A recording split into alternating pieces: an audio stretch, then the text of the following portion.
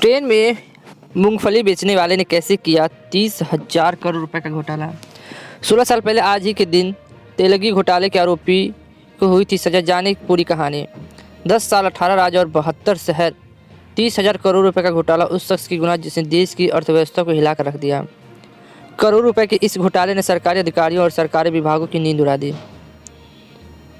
क्या है फर्जी स्टम्प पेपर घोटाला। साल 1992 में शेयर बाजार में 5,000 करोड़ रुपए का घोटाला हुआ, जिसका मास्टरमाइंड हर्षद मेहता था। घोटाले के एक दशक बाद तेलगी के 30,000 करोड़ का घोटाला उजागर हुआ।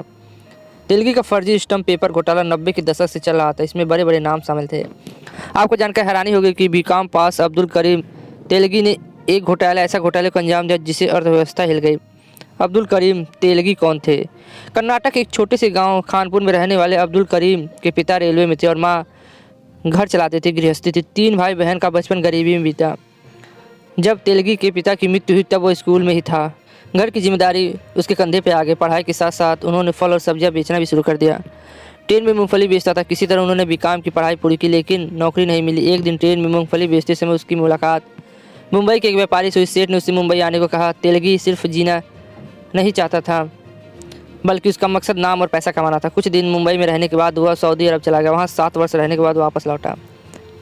खुद को ट्रैवल एजेंट बताकर ठगी की। मुंबई वापस आने के बाद तेलगी ने ट्रैवल एजेंट के तौर पर काम करना शुरू किया। वह लोगों को सऊदी अरब भेजने का फर्जी दस्तावेज और स्टम्प पेपर बनाता था। यहीं से उसे नकली स्टम्प पेपर बनाने की लत लग गई। उसके कुकर्मों के कारण वर्ष 1993 में उसे आवर्जन अधिकारियों ने पकड़ लिया। धोखाधड़ी के आरोप में उन्हें जेल जाना पड़ा, लेकिन जेल उसके लिए लाटरी बन गई। जेल में उसकी मुलाकात कोलकाता निवासी राम रतन सोनी से हुई। सोनी सरकारी स्टम्प वेंडर थे। जेल में रहते इन दोनों का बड़ा घोटाला किया। जेल से रची गई साजिश बड़े घोटाले की साजिश हो गई थी। 1994 में सोनी के साथ काम करते हुए तेलगी ने अपनी पहचान के आधार पर स्टम्प विक्रेता का लाइसेंस प्राप्त किया। इसके बाद दोनों ने मिलकर कई फर्जी स्टम्प पेपर तैयार किए। 1992 में हर्षद मेहता घोटाले के कारण स्टम्प पेपर की कमी हो गई थी। यह मौका तेलगी के लिए भाग्यशाली साबित हुआ। तेलगी ने नकली स्टम्प से पैसा कमाना शुरू कर दिया। हालांकि 1995 में उसकी दोस्ती टूट गई और सोनी तेलगी से अलग हो गया। नकली टिकट बनाने के आरोप में तेलगी का स्टम्प लाइसेंस भी रद्द कर दिया गया। भले ही लाइसेंस रद्द कर दिया गया, तेलगी जानता था कि नकली टिकटों से पैसे कैसे कमाए जाते हैं। 1996 में तेलगी ने 300 MBA की भर्ती और मिट रोड पर अपनी प्रेस खोली। तेलगी ने नासिक में इंडियन सिक्योरिटी प्रेस से पुरानी और बेकार मशीन खरीदी। तेलगी महाराष्ट्र, कर्नाटक, राजस्थान समेत देश के 70 शहरों में फर्जी स्टम्प बेचता था।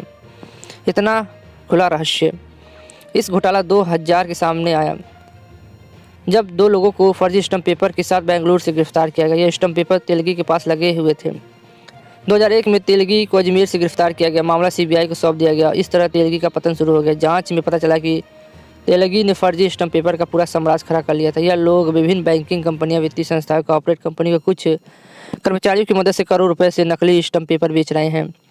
बार डांसर पर 93 लाख रुपए खर्च किए। तेलगी की दीवानगी इस कदर थी, उसने मुंबई में एक डांसर पर एक रात में 96 लाख रुपए खर्च कर दिए। मुंबई के मशहूर टोपाज बार की एक बार डांसर को तेलगी की कथित गर्लफ्रेंड बताया जाता है। बार लेडीज़ का नाम तरन्नुम खान बताया जा रहा है। तेलगी उसकी सुंदरता पर मोहित हो गया और उसके प्यार में पड़ गया। तेलगी ने उसे अपने करीब लाने के लिए एक रात में 96 लाख रुपए खर्च कर दिए और इस तरह खत्म हो गया उसका साम्राज्य। तेलगी ने फर्जी स्टम्प पेपर के जरिए अकूत संपत्ति अर्जित की। तेलगी के पास 36 संपत्ति, 100 से अधिक बैंक खाते।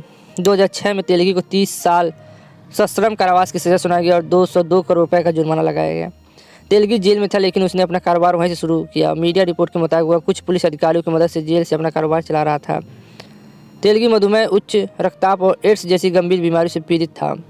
मल्टीपल ऑर्गन फेल्योर के कारण 2017 में उसकी मृत्यु हो गई। आपको क्या लगता है, इतना घोटाला करने के बाद ये कैसे जिंदा बचा? अपना कमेंट करके जरूर बताएं। आज के लिए बस इतना, फिर मिलते हैं नए वीडियो में। जय हिंद, जय भारत।